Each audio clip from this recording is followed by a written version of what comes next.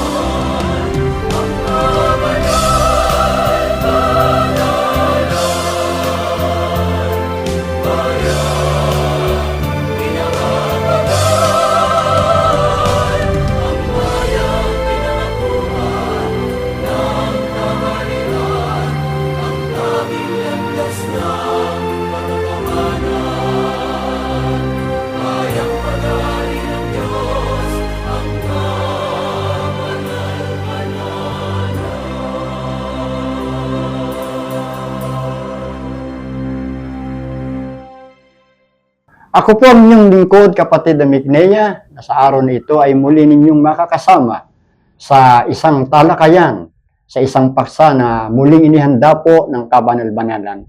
At narito po muli ang ating minamahal na kapatid na Niraya, ang siyang pangunahing tagapagsalita sa programang ito. Kapayapaan po ang sumainyo, kapatid na Niraya. Kapayapaan din pong sumainyo, kapatid na Migneya, at kapayapaan po sa lahat ng aming mga minamahal na taga-subaybay ng programang ang Kabanal-Banalan. Muli po, isang mahalagang paksa. Ang ngayon po ay inihanda ng Panginoong Diyos sa pamamagitan ng programang ito, ang Kabanal-Banalan, upang atin pong sama-samang pag-aralan. Ang paksa po ay may pamagat na ang Pangulo ng Kapayapaan. Alam niyo po, mga giliw naming tagapakinig, sa mundong ito na puno ng kaguluhan, mga digmaan, alitan, takot at pagdurusa, marami po ang nagtatanong, hanggang kailan matatapos ito? Kailan po matatapos ang gulo? May pag-asa pa ba na magkaroon ng tunay at ganap na kapayapaan? At sa paghanap ng tao, sinubukan na ng mundo ang iba't ibang pinuno, leader, iba't ibang sistema, kapangyarihan, ngunit patuloy pa rin ang kaguluhan, ang pag-aaway-away, pagdurusa, pagkakawatak-watak. Ang isang napakahalagang tanong po na bumabangon, sino po ang tanging may kakayahang wakasan ang kaguluhan at maghari ang kapayapaan? Yan po ang mahalagang issue nitong ating paksa. Kaya pasimulan po natin, kapatid na Niraya, ang pag-aaral sa pamamagitan pong muli ng pambungad na tanong. Ano po ang sinasabi at nangyayari noon na sinasabi at nangyayari din sa ating kasalukuyang panahon? Ang sagot po ay mababasa natin batay sa nasulat sa aklat po ng Jeremias. Ang kapitulo ay 6 at ang bersikulo ay 14. Pakibasa po, kapatid na Migneya, ang mga talatang ito. Kanilang pinagaling din naman ng kaunti ang sugat ng aking bayan na sinasabi, kapayapaan, kapayapaan, gayon may walang kapayapaan. Ang sinasabi noon pa man at nangyayari din noon at nauulit-ulit sa ating panahon na sinasabi din at nangyayari din sa ating panahon, yung nakasulat po sa talatang ito. Anong sabi? Sinasabing kapayapaan, kapayapaan, gayon may walang kapayapaan. Kayo po mismo ang nakapagpapatunay nito na marami pong mga tao, ang diwa ng mga salitang ito ay dahil nga sa mga kaganapan o nangyayari sa kapaligiran, sa iba't ibang panig ng mundo, maraming tao ay nagsasawa na sa kaguluhan, kaya ang bawat tao ay naghahanap na ng kapayapaan. Pero mga taong naghahanap ng kapayapaan ng puso, kapayapaan ng pag-iisip, kapayapaan ng kanilang pang-araw-araw na pamumuhay. Pero kahit gaano kasigasig, sabi nyo nga po umiisip ang mga tao ng mga pamamaraan kung paano mararanasan ang kapayapaan sa kapaligiran at sa mundong kanilang ginagalawan, nananatili pong bigo ang maraming tao na ito ay maranasan. Bagamat hinahanap, sinasabi, at pinapangarap ang kapayapaan-kapayapaan batay sa nasusulat hanggang ngayon. Ngayon may wala pa rin pong tunay na kapayapaan ang maraming tao sa buong mundo. Nangyayari ito noon, sinasabi ito noon, nangyayari at sinasabi din ngayon sa ating panahon. Opo, mga giliw naming tagapakinig. At tayo po mismo ang nakapagpapatunay nito sa ating paligid, di po ba? Sa ating lipunan, sa pamilya man. Opo. At sa sarili nating karanasan. Maraming bagay po ang naging sanhi ng pagkabalisa at pagkakawatak-watak. Kahit po maraming solusyon ang ibinibigay ng tao, kapatid na Miraya, patuloy pa rin ang kakulangan sa tunay na kapayapaan. Kaya ano po ang mga dahilan o sanhi ng kawalan ng kapayapaan ng mga tao sa mundo, kapatid na Miraya? Batay po sa isang hula na nasulat sa panahon pa ng Propeta Ezekiel at naganap na rin sa panahon nila at patuloy na nagaganap din sa ating panahon, ay basahin natin ang mga sanhi o dahilan ng pagiging mailap ng kapayapaan at dahil doon ay kaguluhan ang nangyayari. Mababasa po natin yan sa Ezekiel Kapitulo 7, versikulo 23. Sasalin po ng Biblia na Tagalog, Popular Version. Nagahari ang kaguluhan, laganap ang patayan sa lungsod, at ito'y pinaghaharian ng karahasan. Tatlong mahalagang bagay po ang binanggit sa mga talatang ito. Sa panahon pa ng Propeta Ezekiel ay isinulat na bilang hula. At dahil ito'y isang propesiya, ito'y naganap at ito'y patuloy na nagaganap. Ano-ano ang mga bagay na ito? Ang sabi, una, kaya mailap ang kapayapaan, naghahari kasi anya una ang kaguluhan. Ito nangingibabaw sa ibang salita ng naghahari. Pangalawa, kaya hindi o bigo ang mga tao na mapayapa sapagkat laganap ang patayan. At ang pangatlo, pinaghaharian ang mundong ito ng karahasan. So, yun po yung tatlo na mga pangunahing dahilan na nasulat sa Biblia bilang isang propesiya at nang dumating yung panahon para ito mangyari, nagiging sanhi ng kawalan ng kapayapaan. At ito po'y totoo po naman.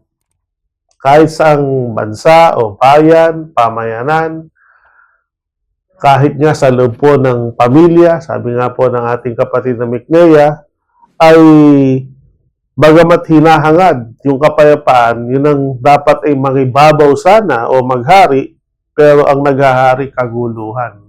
Opo. Magulo sa larangan ng pag-uusap, magulo sa paraan ng pagsasama-sama, yun ang nangingibabaw, kaya bigo ang mga tao na maging mapayapa. Pangalawa, lalo na sa mga lunsod o sa mga syudad, kasabay ng pag-unlad ng mga bayan, umuunlad din o lumalaganap din yung patayan. Opo. Meron mga tao ngayon na dati kaya lang nakapatay ng kapwa ay self-defense. Pero meron mga tao ngayon dahil sa madilim ang kanilang pag-iisip, ikinararangal pa nila yung sila yung nakapatay sa kanilang kapwa at yung iba, ginagawa itong paraan ng pagkakakitaan o hanap buhay. Kaya meron mga trabaho ay hard killer, hindi po ba? Opo. Sila talagang mamamatay tao kapalit ng upa o bayad. Kaya masama ba o mabuti yung taong papatayin? Kapalit ng halaga ay willing sila at handa silang pumatay ng kanilang kapwa. Bagamat may utos na huwag kang papatay, pero lagana pa rin ang patayan sa mga lungsod o sa mga syudad. At pinaghaharian niya ang mga tao ng karahasan. Opo, maraming mga lalo na sa mga kabataan, kahit na sa pamayanan, sa mga remote area, maraming nadadahas o maraming ang naghahari doon ay karahasan, kawalan ng katarungan, walang pag-iral ng kabutihang asal. Yan po ang mga dati ay hula lamang pero nagaganap na siyang mga sanhi ng kaguluhan sa mundong ito. Opo, minamahal naming mga taga-subaybay, talaga ang mundo ngayon ay puno na ng alitan, digmaan, mula sa maliliit na away sa komunidad hanggang sa malalaking alitan sa pagitan na ng mga bansa. Di po ba? At maraming leader o pinuno ang pinipiling gamitin ang kanilang kapangyarihan para sa pansarili nilang interes. Hindi po sa kapakanan ng mamamayan, kapatid na ni Raya. Bukod po dyan, kapatid na ni Raya, ano pa po ang nagiging sanhi o pinagmumula ng kaguluhan? Kaya't bigo ang maraming tao na masumpungan ng kapayapaan.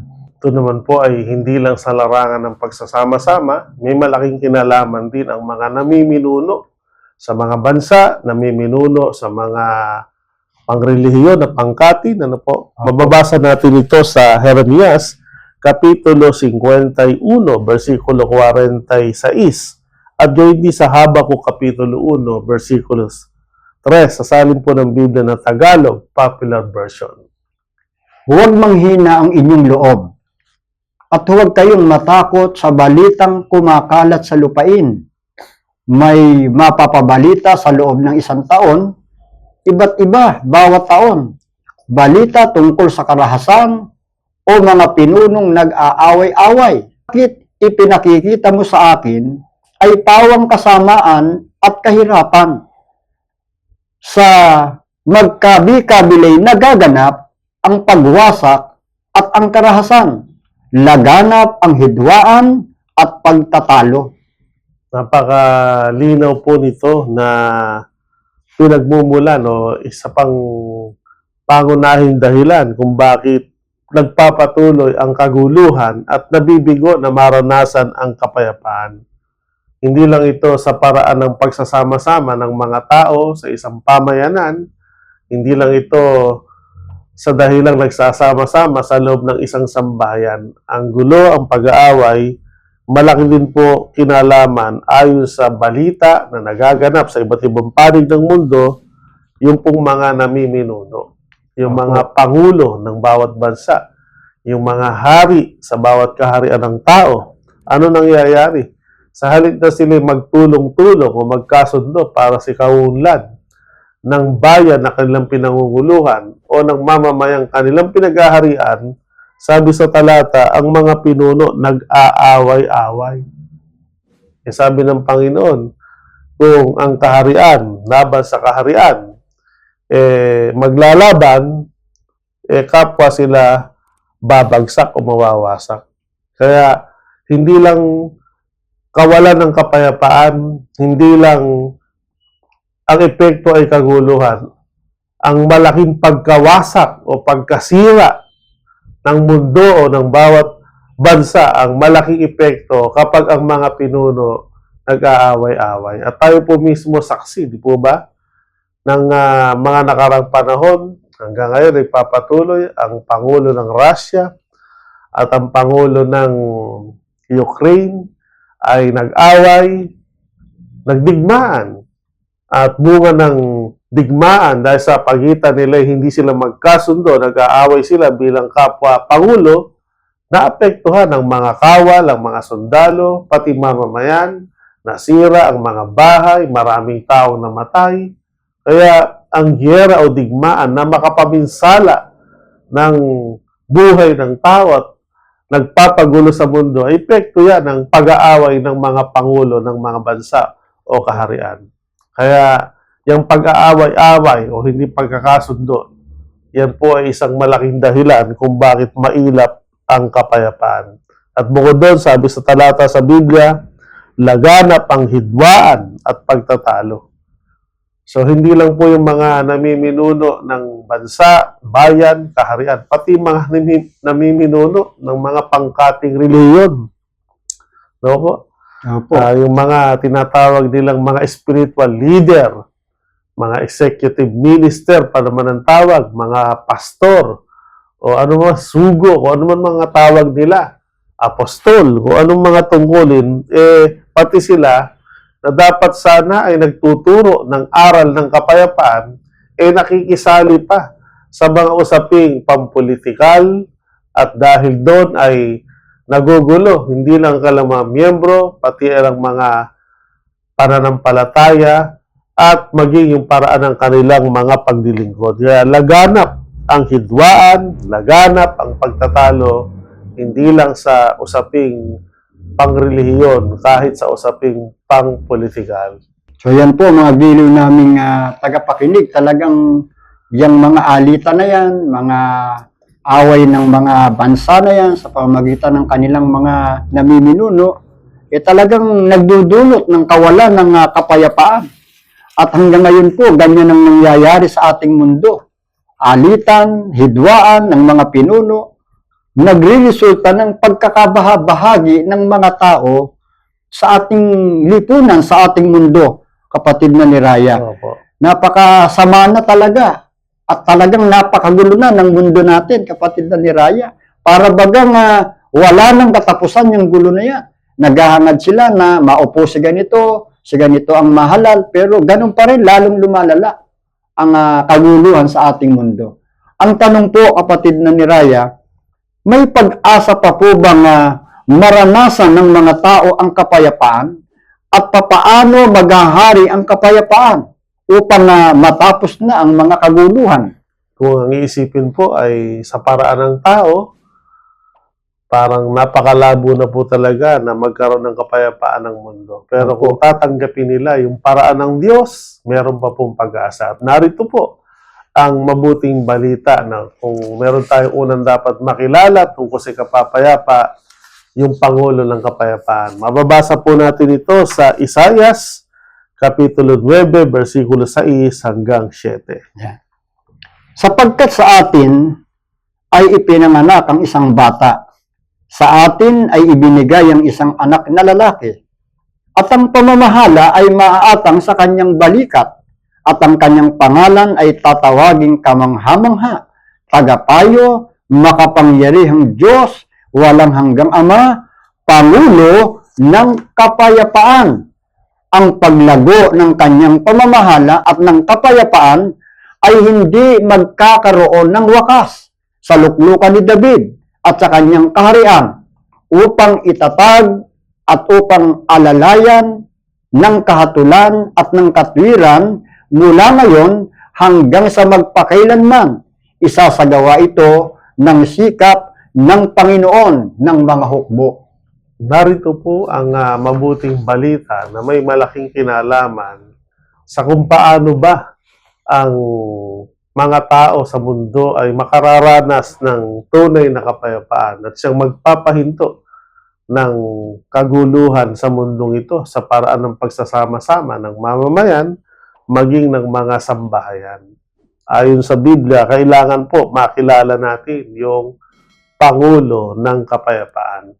At ayon sa Biblia, kung sino itong Pangulo ng Kapayapaan, siya rin yung walang hanggang Ama, siya din yung makapangyarihang Diyos at kamangha-manghang tagapayo na minsan ay ipinanganak nung siya magkatawang tao sa kalagayang isang sanggol o isang batang lalaki na siya kapag ang namahala po ay batay sa kanyang likas na kalagayan dahil siya Pangulo ng Kapayapaan, kaya ang uri ng kanyang pamamahala o pamumuno ay punong-puno ng kapayapaan. Sa paglalarawan nga po ni Propeta Isaias, ang paglago ng kanyang pamamahala at ng kapayapaan ay hindi magkakaroon ng wakas. Naranasan ito sa panahon pa ng paghahari sa luklukan ni David. Lalo na niya, nararanasan ito sa loob ng kanyang kaharian. Isasagawaan niya ito ng sikap ng Panginoon. Kaya kung nalulungkot po tayo at parang nawawala ng pag-asa na para bagang wala ng kapayapaan, narito po ang mabuting balita.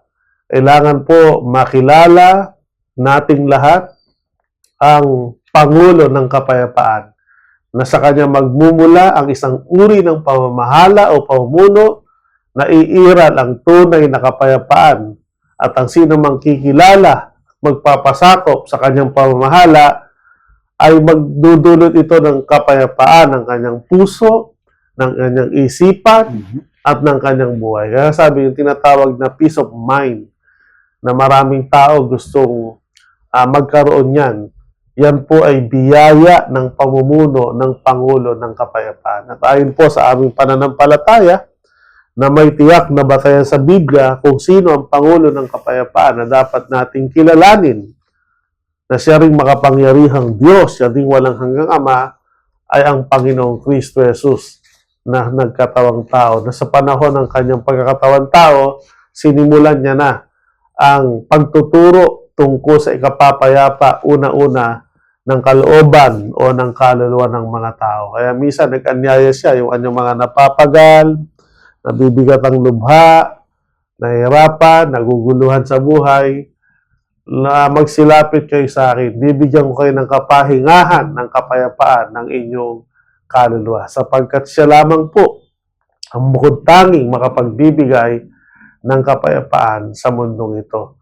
Ang mga tao, pwede lang nilang ipangako na pag silang namuno, magkakaroon ng pag-unlad, magkakaroon ng kapayapaan, ng pagbabago, pero hanggang pangako lang yon. Pero ang Diyos, hindi lang pangako. Dahil sa isang makapangyarihang Pangulo ng Kapayapaan, kaya niyang ipangako at kaya niyang isagawa ang pamumuno sa ikapapayapa. Kaya kung merong isang magandang pasya ang tao, bukod sa makilala niya ang Diyos, ay magpasakop siya sa paghahari ng Diyos para na sa gayon maghari sa kanyang puso ang kapayapaan. Yan po, mga giliw naming tagapakinig. Maliwanag na atin pong naintindihan, naunawaan na ang tanging pag-asa ng tao para maranasan ng kapayapaan, ito po ay ang paghahari ni Kristo. Opo, ang paghahari ni Kristo ang makapagbibigay ng ganap at totoong kapayapaan. Kaya po ang pinakamahalagang hakbang, hayaan natin na si Kristo ang maging Pangulo ng ating buhay. At doon po magsisimula ang tunay na kapayapaan sa ating sarili at sa ating kalooban at sa buong mundo. Ang tanong po, kapatid na ni Raya, papaano po makapaghahari ang Panginoong Kristo Jesus na siyang Pangulo ng kapayapaan sa lahat ng mga tao? Sa katotohanan, kapatid na Miknay, ay nagsimula ng maghari ang Panginoong Kristo sa puso ng mga tao na nagpapasakop sa Kanya. At ay naranasan ng mga unang mananampalataya. At upang mapabilang tayo dyan, narito po ang paraan. Sa Colosas, Kapitulo 3, versikulo 15, kasama po ang Colosas 1:18. At maghari sa inyong puso ang kapayapaan ni Kristo, na di'y tinawag din naman kayo sa isang katawan, at kayo'y maging mapagpasalamat, 1:18 ng Colosas, at siya ang ulo ng katawan sa makatwidbagay ng iglesia. Napakaliwanag po ng mabuting balita tungkol sa ikapagtatamo ng kapayapaan ng bawat tao o ng sangkatauhan. Sabi ni Apostol Pablo, maghari sa inyong puso ang kapayapaan ni Kristo. Pwede po tayong makatiyak na makapamumuhay tayo mula sa ating kalooban, sa ating puso, naghahari ang kapayapaan ni Kristo. Kanino? Sa inyo anya ng mga tinawag sa isang katawan. Kaya dapat anya kayo mamuhay na may pagpapasalamat. Sapagkat hindi lahat ng tao na naghahangad nga na naghahari ang kapayapaan ni Kristo, nangyayari sa kanila. Pero mapapalad po ang mga taong kinilala si Kristo bilang Pangulo ng Kapayapaan at pumayag silang matawag sa kanyang spiritual na katawan. Na ang katawang tinutukoy na dito nagsasama-sama ang mga taong pinaghaharian ni Kristo ay hindi po yung physical na katawan ni Kristo nung siya magkatawang tao na napako sa krus, kundi ang spiritual na katawan ni Kristo na sabi ni Apostol Pablo at siya ang pangulo ng katawan sa mga tidbagay ng iglesia. Opo, merong iglesia na tito ang pangulo at tagapagligtas ay si Kristo. Sabi nga, ang head and savior of the church ay walang iba kundi si Hesus Kristo. Kaya kung siya ang pangulo sa iglesyang ito, dahil ang uri ng pagiging pangulo niya ay pangulo ng kapayapaan, ang biyayang hatid sa lahat ng mga taong nasasakupan niya sa loob ng kanyang tunay na iglesia ay pinaghaharian sila ng kapayapaan. Kaya dalawang mahalagang bagay po ang dapat nating tanggapin. Una, makilala at tanggapin natin ang Pangulo ng Kapayapaan. Pangalawa, ay magpasakop tayo sa Kanya. At para matiyak na tayo masasakop ng Pangulo ni Kristo bilang Pangulo ng Kapayapaan, kailangan mapunta tayo dun sa pinangunguluhan niya. At sa Biblia, ang pinangunguluhan niya ay ang kanyang iglesia. Kaya sa loob po ng iglesia, naghahari si Kristo. Sa ibang salita, naghahari ang kapayapaan. At yan ang biyayang una-unang ipinagpapasalamat ng kapatiran ng kabanal-banalang iglesia ng Diyos kay Kristo Jesus.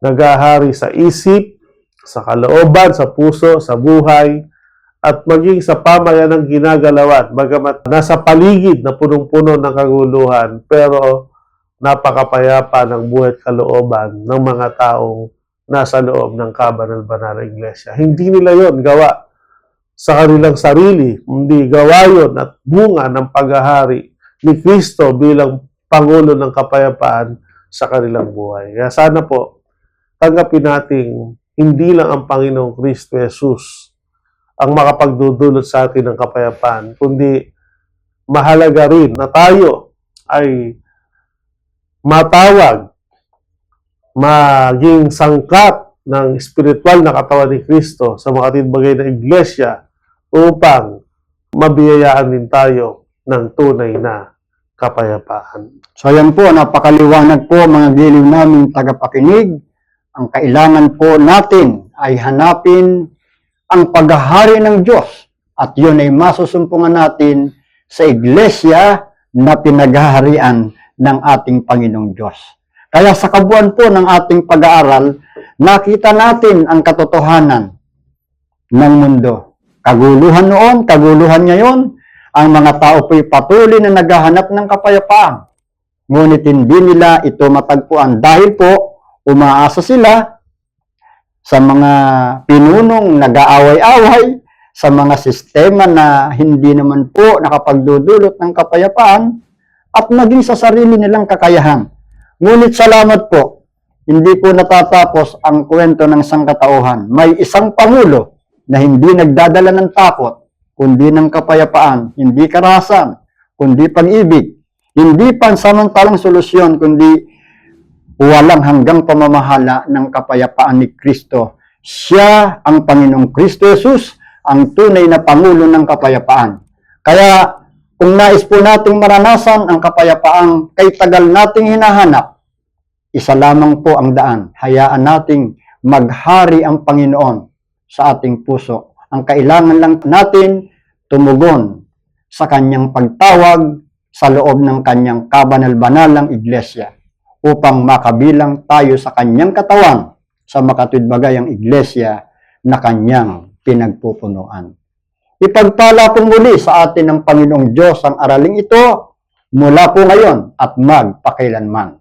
Amen.